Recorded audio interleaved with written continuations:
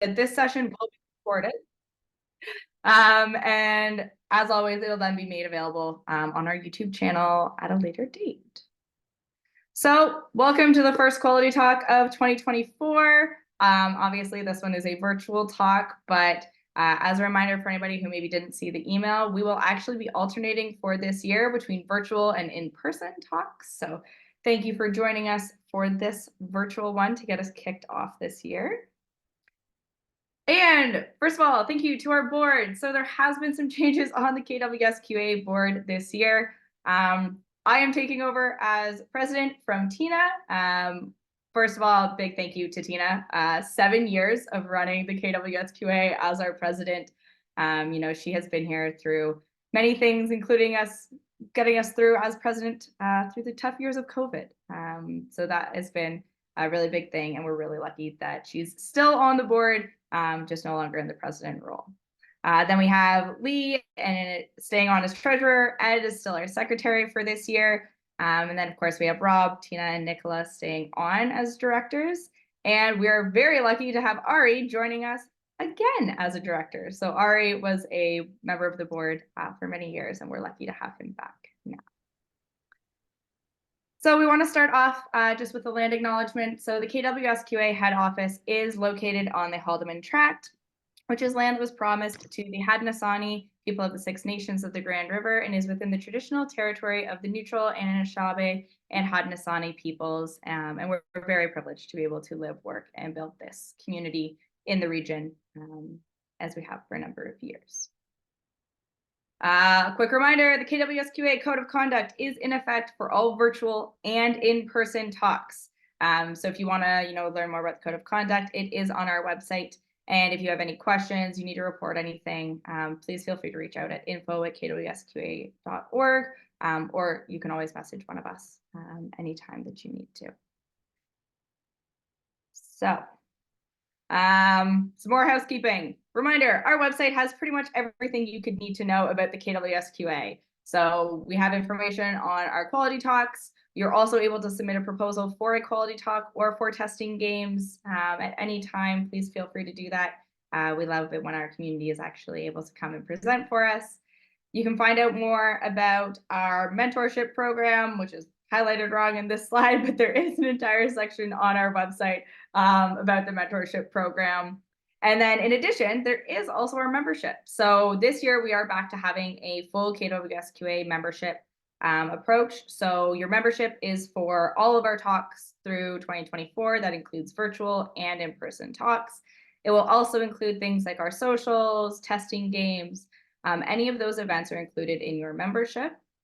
As we kind of move back to this, membership model, our virtual talks are going to be $10 for non-members this year and $30 for in-person non-member meetings. So that's kind of the benefit to getting your membership now, as well as a discount on targeting quality. Which leads us into targeting quality is confirmed for 2024. It will be happening on September 30th and October 1st this year.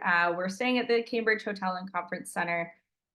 We also moved it a little bit later in September, just based on some feedback we've gotten over the last couple of years. So we're going to try that, see how that goes for us. But keep your eyes out, because our call for proposals, sponsorship packages, and super early bird registration information will be coming out in the next couple of weeks. So keep an eye on your emails or go to targetingquality.ca for the latest updates. And upcoming quality talks. So next month, like we said, is going to be in person. So we're actually going to have Jim Jordan presenting for us about applying an ethical decision model to software testing. And that will be hosted at the D2L offices in Catalyst 137, which is at 137 Glasgow in Kitchener. So those registration details will also be coming out soon. Last piece, feedback. We always want to get feedback for our presenters and for ourselves for running these meetings. So you will be receiving a feedback survey after this. If you fill it out, you will get entered into a draw to win a $50 Amazon gift card. So for every feedback survey you complete all year, you get your name entered again, and then we'll do a draw at the annual general meeting in December. So without further ado, today's presentation is how to be a great quality engineering manager. We're so lucky to have Laveena back again. She has done a number of talks for us over the years. And everybody has absolutely loved everyone. So we're very excited that she has come back. And I'm very excited to hear this talk. I will stop sharing so she can take over.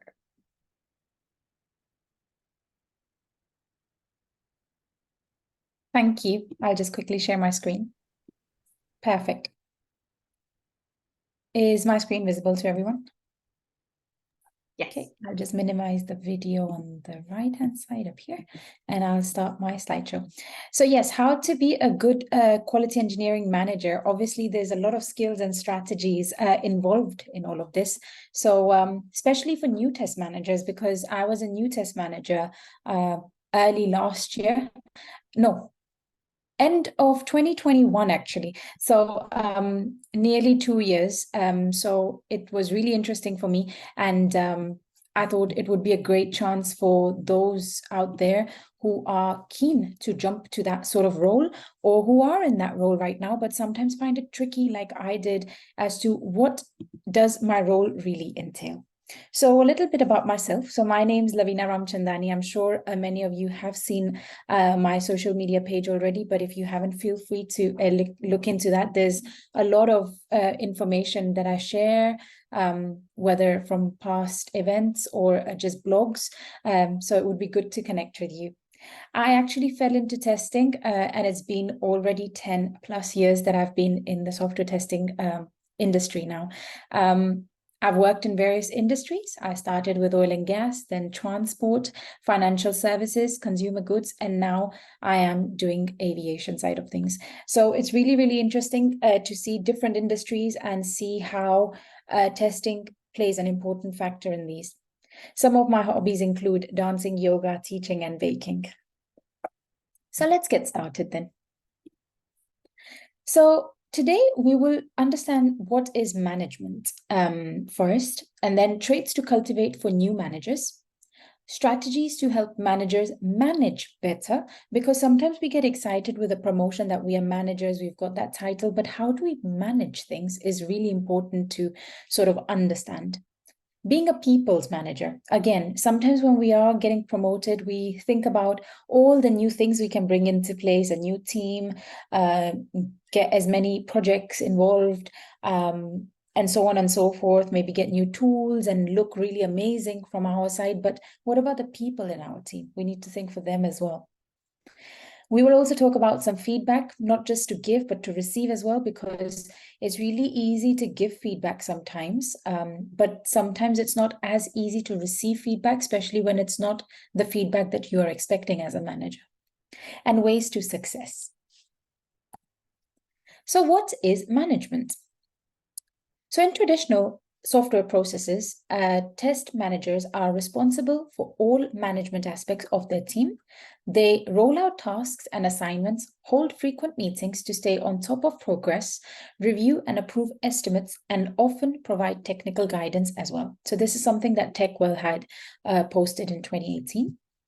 We have some more over here. So a person responsible for controlling or administering an organization or group of staff. A manager is an individual within an organization who is in charge of coordinating the efforts of individuals or the allocation of resources. As such, a manager is one who undertakes management activities. And lastly, an example of a manager is the person who is in charge of customer service, who deals with customer disputes, and who oversees and supervises customer service agents. One who handles, controls, or directs, especially one who directs a business or other enterprises. Now, obviously, there's different meanings to this role, but at the end of the day, it depends on you and your mindset as to what you are going to deliver as a manager. You could potentially say that, yes, you are doing this right now, but you could potentially even say that, no, I'm doing it differently and I'm actually doing it very successfully. So it all depends on what sort of manager you are and your mindset that you take with yourself in it. Did you know 2.4 million employed full-time managers, directors, and senior officials exist in the UK? So I love to work with some statistics, and it's always good to see what is out there and what else could happen on top of that. Also, there are about 1,584,412 managers currently employed in the United States. 49% of those managers are women and 51% are men. The average age of an employed manager is 44 years old. So this is also interesting to see that at what point in our careers do we actually think is right to become a manager?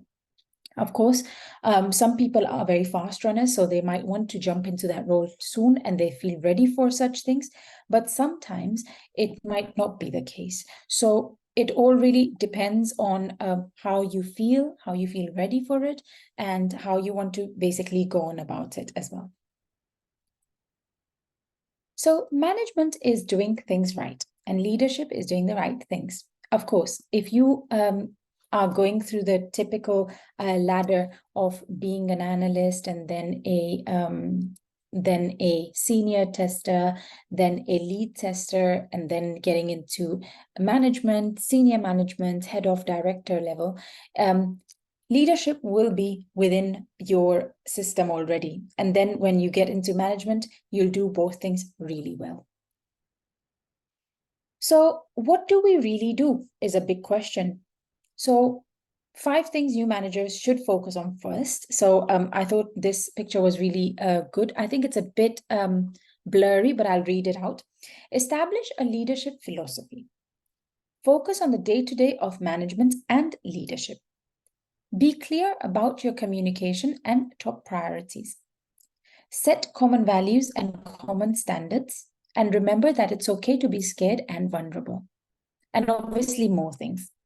So it's really important here, I think, to speak about imposter syndrome.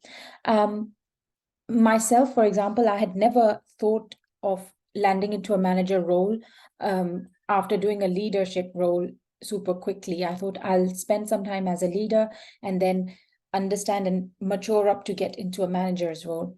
But the way, obviously, I landed into a manager's role, I felt that maybe I might need to learn new things. Maybe I need to speak to some community leads out there who are managers right now, and how are they doing it, and see if I could maybe pick nuggets of information from people and try and manage in that aspect.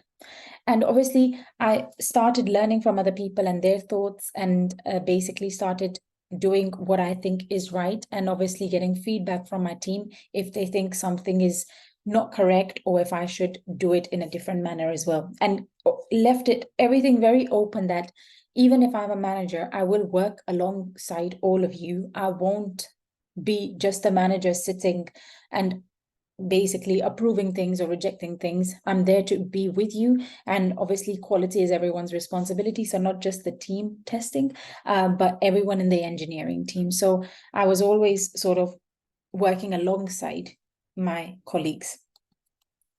So what do I do? So as a manager, as a leader, you want to nurture and own skills. So you want to support the team and deliveries. You are reporting on agreed KPIs and providing these to senior management. Don't ever feel embarrassed to ask your head of for any support.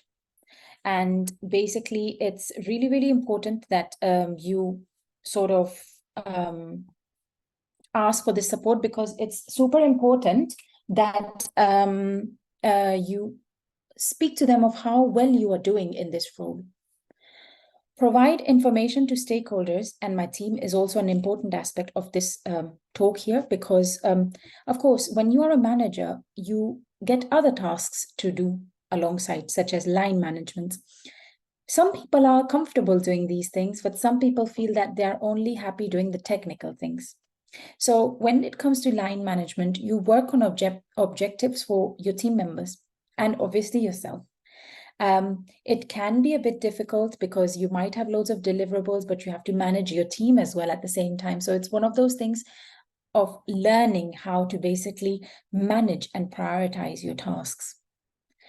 You also want to make sure that we have a streamlined process when testing, such as for end-to-end testing, automation, or regression. And you want to make sure that it just is a process in place that is helping us deliver day to day. You also want to work on your team. So I'm saying my team strategy. You want to work on new projects when they first come in and impact like my area, and basically keep your team updated about them, because it's really, I would say it's really tiring sometimes for team members. When I myself, for example, when I experienced it, when I came to know things very last minute, that, oh, we have 2 more new projects coming, it's always good to tell them up ahead of time so that we can focus on some sort of edge cases or some sort of critical test that we can start coupling up for that project ahead of time. And as we say, shift testing to the left. You want to champion quality best practices across teams. You want to be responsible for defining and implementing a test strategy across multiple domains. So, traits to cultivate for new managers.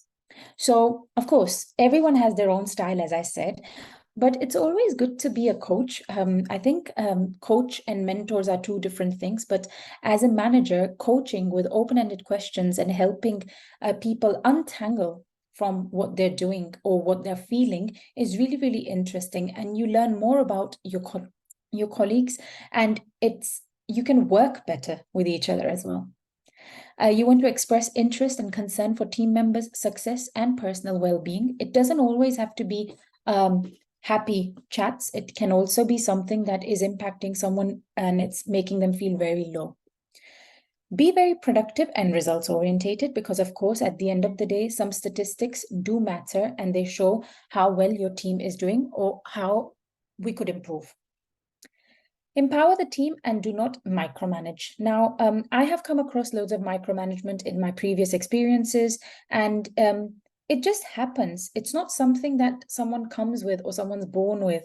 It's just something that happens in the moment of time, and maybe sometimes people don't even realize that this is happening.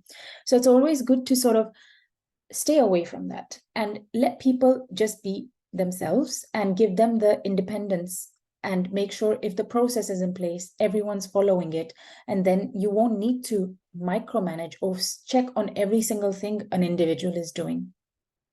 Be a good communicator, listen and share information as much as possible, because if you are going to be open, your team will follow hopefully your steps, because otherwise we'll end up with siloed information, which doesn't really help anyone, and it's unhealthy for the team. Help the team with career development as well. I really felt happy in my current role when I helped at least, I think, three or four individuals get to what they wanted, whether that is within the testing area or another area. It just made me feel really satisfied in my heart that it's not always about work that we can connect, but we can also connect about what's next for you. Or are you happy in this role? Or can I support you? Would you like to do a course? And then we can see what's next for you. Maybe we can find you a project where you can shadow someone and see if that's right for you, or you would like to come back to testing, for example. So it's really, really nice that it's not just about work all the time. It's also about what your team members want to do as well. So how do we define right managers? And do right managers actually exist is a big question as well. So a good manager, I wouldn't say perfect, but a good manager is defined as a leader who can bring out the best performance from their team, train the team to attain new heights, help everyone align with company goals, treat people with respect and help achieve every day. And a good manager ensures great employee experience, a journey that every employee goes through from hire to exit. Some of these qualities are described here in this picture as well. An excellent coach cares about development. That's why you will bring new things in development and your engineering teams. Great communicator, emotionally resilient, fair treatment to everyone. So it's not like you're friendly with 2 people, but the other people you are just being a manager. You want to be friendly with everyone. Obviously, not too friendly either. You have to have a line of what's friendliness, what's cracking decent jokes, maybe not going far off those jokes as well, because these things come within fair treatment and equality and diversity as well. So you have to be careful of how you portray yourself as well. Encourage innovation, spread positivity, empower teams, and care for your team as well. You should always brag about your teams as well. I know sometimes it can get a bit overwhelming with so many projects going on. We have no time. But if you brag about what your team delivered or an interesting bug they found, it really helps your team understand the value they're putting into their work every day. So it's really, really good that you sort of tell them to brag about themselves or put them forward for a little meeting that maybe today you can present this because you found something really interesting and I think it's your baby to present. So feel free to do that. I know sometimes people will say no, they're not comfortable speaking, but maybe you can support them by making a slide for them or working together to give them that sort of confidence so that they can also see that there are other things that they could sort of be part of. Strategies for managers to manage better. So, of course, there's loads, but the three main ones here are emotional resilience. So, a manager's ability to lead through change, fair treatment, treating employees fairly and encourage diversity, and overall effectiveness, focusing on progress, not just results. Other things that would be good as well for managers to manage better would be an encouraging personality, supportive in any shape or form. It could be someone might want to do a course, so you're supporting that with reasonable ways of how we're going to do this. What are you going to bring back to the table once you've done the course, just so that we can showcase that you didn't just complete a course, but you brought something back with you. Transparent. So as I said, if there's something happening in the company, a new project coming, just let your team members know. Or if there's a major change coming, just let your team know ahead of time. A good listener is not always about talking, giving information, but also listening. Listening also helps your team understand that you care for them. Focused on goals and business values as well. Sometimes we focus too much on our objectives that we forget that there are business values that we also need to deliver. So try and merge them together.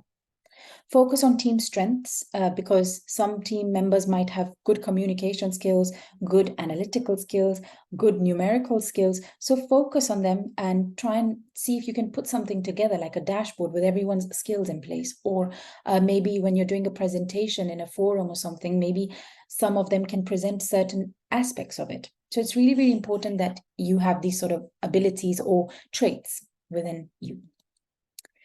Goal setting is really important as well because you're clarifying the vision of what's expected of that individual, and especially for yourself as well. You will be doing goal setting with your managers as well.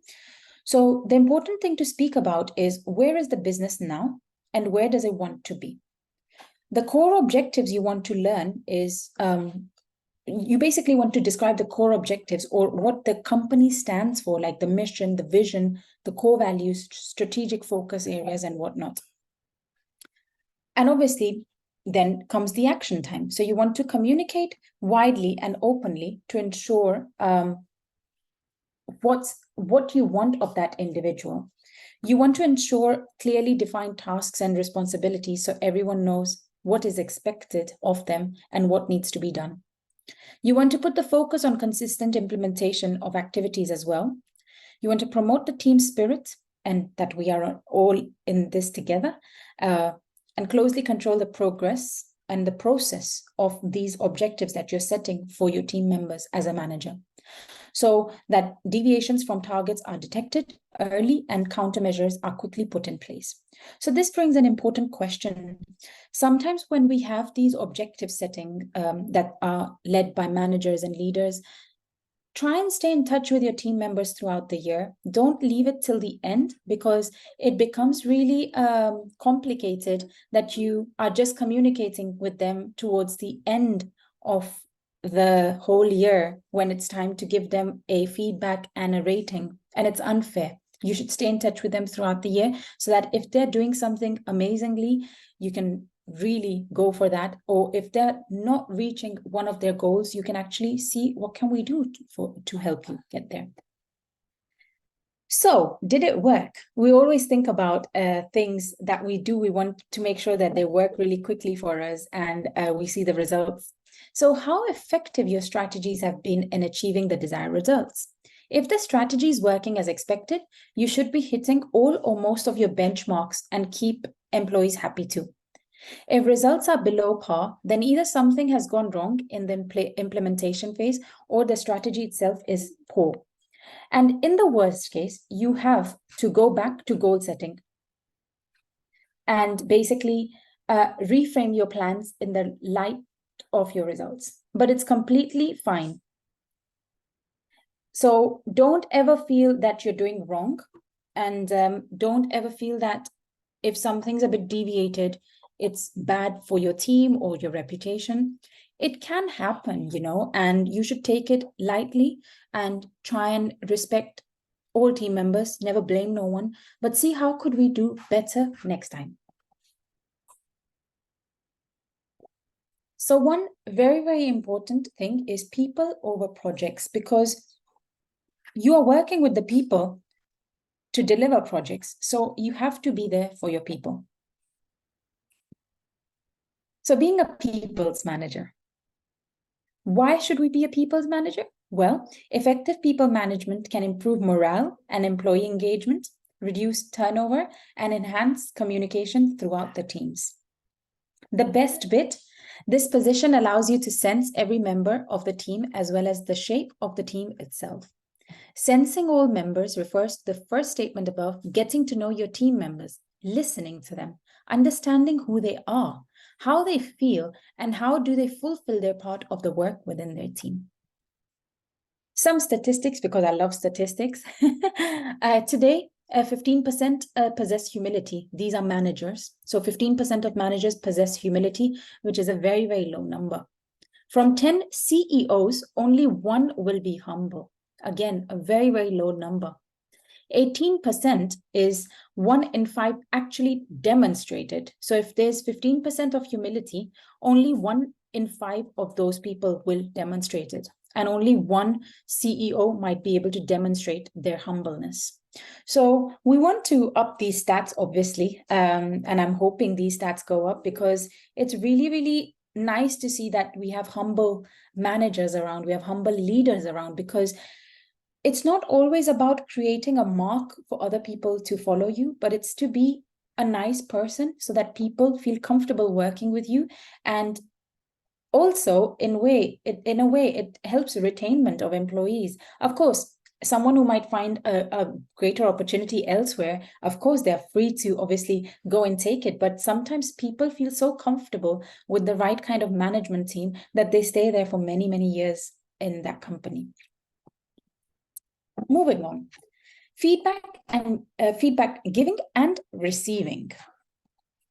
So why is feedback vital? So feedback motivates, it enhances personal improvements, strengthens relationships, employees want it, and employees value it. So something according to PwC, so they're saying that nearly 60% of employees surveyed stated that they would like feedback on a daily or weekly basis. A number of that increased to 72% for employees under the age of 30. So this means that giving and receiving feedback should be really, really important for all management and leadership teams, because it helps people understand things, grow, and become better at what they're doing. So a big question comes up: how often should we do these kind of sessions? Because of course we have so many things going on day in, day out. How often shall we sit and have a catch up with individuals and give them feedback or receive feedback? So to make the most impact, it can be helpful for managers and leaders to ask the following questions before offering this, just to kind of plan what they are going to basically be expecting in this conversation. So is this a pivotal point for the project or role to help understand for the manager? Are they learning a new skill with delicate or risky implementation? So that also calls for an interesting catch-up. Or do you simply want to check in? For example, your team might be working on an important project with their peers and lots of changes happening simultaneously. So you might just want to feel like someone in your team might be overwhelmed and they just want to check in, just to grab a coffee with you, just to see, just to tell you how they feel and maybe some escalation needs to take in place. So these kind of 3 questions will help you manage your check-ins or your meetings with your peers, and your senior managers, like the head ofs and directors, can do the same for you rather than meeting every single week. Receiving feedback. So ask for it constantly, because it's always good to know how you are doing as well for your team. Request any examples. That would be always good to back up, because you can use these within your objectives as a manager as well. Work with any fellow managers and see how they are delivering.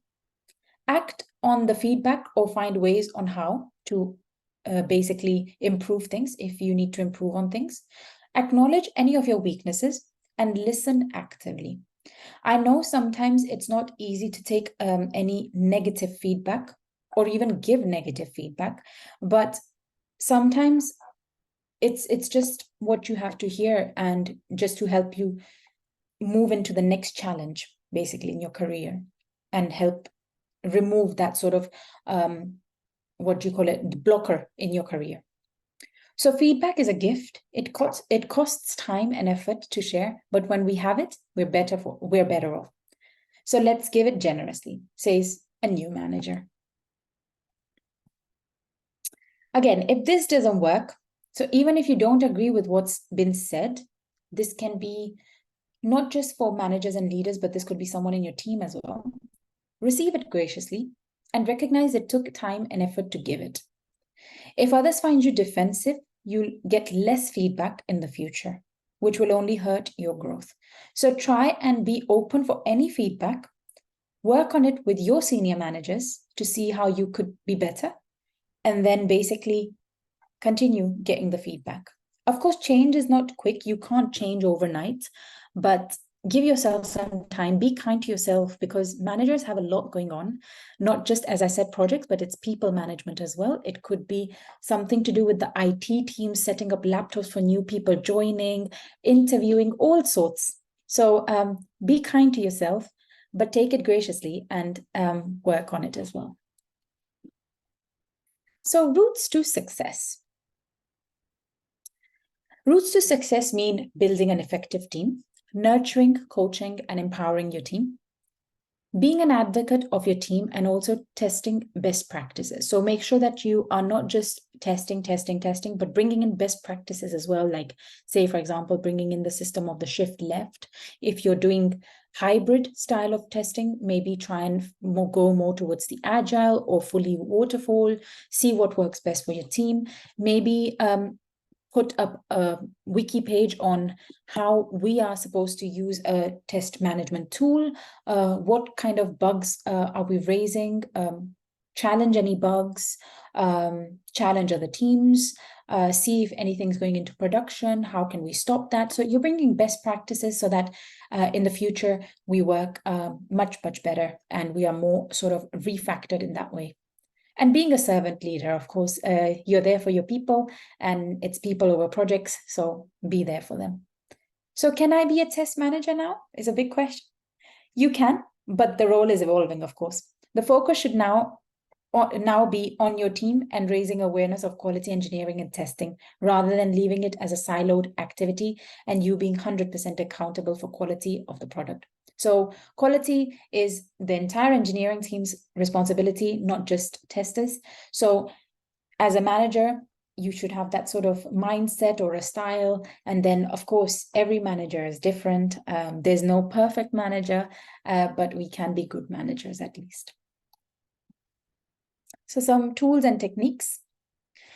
You have some test management solutions. You can capture some test requirements on, design test cases, test execution reports, resource management, some interesting dashboards with some statistics that could be valued to some other teams and senior management. Again, software quality oversights can cause a company high monetary loss and reputation loss, or expose its litigation risks. So a good test management tool is the key to avoiding bugs and defects getting into production as well. So it would be good for a manager to have a good tool, and then basically work on that tool and provide the right information. But there are millions of tools out there, and how do we choose one? is a big kind of challenge, as always. So how to choose what works best for your team? So there are two ways. Would you rather choose with a team, or would you rather go alone? You can do either. If you've got experience with something or you already have something in place, then you can see potential ways of making good improvements to that tool in place by speaking to your team and just yourself with your experience, how you could make it better. But if it's a completely new thing, a new tool, so you can invite your members of your team, other teams as well, just ask around if they know of this tool, and maybe just explore these tools and get the advocates from these companies to come and show a demo, and then basically see what's right, not just in terms of look and feel and if it's doing what it's meant to do, but also the budget, how much budget we have, and how much would it cost to have licenses for this tool for all our team members, because it's not just one testing team, it could be hundreds of testing teams in a big company. So we need to think according to that, and we want to obviously maximize this tool. We don't want to just use this tool for 5 teams. We want to make sure that if we are bringing in something new, it is worthy and useful for other teams as well. So we can think from that sort of mindset. And some attributes of a tool for you to think before choosing it, whilst choosing it, sorry. So work with your team, check that it allows easy test execution, supports exploratory testing, can have a customizable dashboard, real-time reporting. So if you are sort of working with pipelines, it's reporting in real time. These pipelines are working, your tests are passing and they can be merged now in your, basically the work can be merged into that right environment, production environment. You can get percentages of confidence levels in your automation scripts and whatnot. You want also requirements management in that tool, project organization, any support. So it's quick, that tool company, it's really quick for them to support you within 24 hours or 48 hours, and promotes collaboration. So other team members can actually collaborate through that tool as well. And that was all. I feel like I've been running through the slide, but I didn't realize it will finish. Thank you so much. I hope it was interesting for all of you listening, and thanks for joining, of course, and thank you KWSQA for having me. Of course, I'm here to coach anyone who would be interested. Feel free to add me on social media. More than happy to stay in touch with you. We can talk career things, anything that you feel that will help you untangle for your next sort of challenge as a manager. Thank you so much, and I hand it over to the host. Thank you. Awesome. Thank you so much, Laveena. This is a great presentation, and especially based on the chat, sounds like a lot of people are getting a lot of value out of it. So if anybody has questions, please feel free to throw them in the chat, or like Laveena said, you can reach out to her after as well.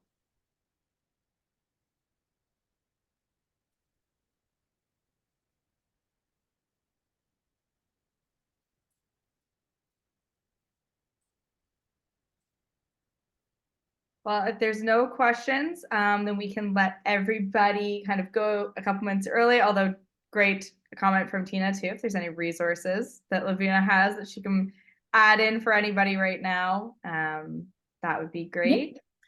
I think any resources, feel free to connect with me on LinkedIn, especially I'm very active there. Happy to chat with you, happy to coach you into anything that you might be interested in. Also, if you would like to take a leadership course, I've written one last year at Test Automation University. If you think that will be handy for you, you can do that. It comes with a certificate if you like. But if you just want to have a coffee catch up or anything, feel free. And of course, community leaders out there. So if you know any other managers, maybe speaking to them would be good as well. Awesome. And just a reminder for everybody, there will be a feedback survey coming out later today. So make sure that you fill that out, and we'll make sure that Laveena gets all of the feedback from everybody about today's talk, and KWSQA as well. Let us know what you'd like to see from future talks. So thank you again, Laveena. We really Thank you appreciate so much. all of the times that you've come and been part of this community. Thank you so much. And I really hope this helped a lot of people untangle or see a new vision. Thank you so much. Amazing. Thank you. Bye-bye. Bye, everybody.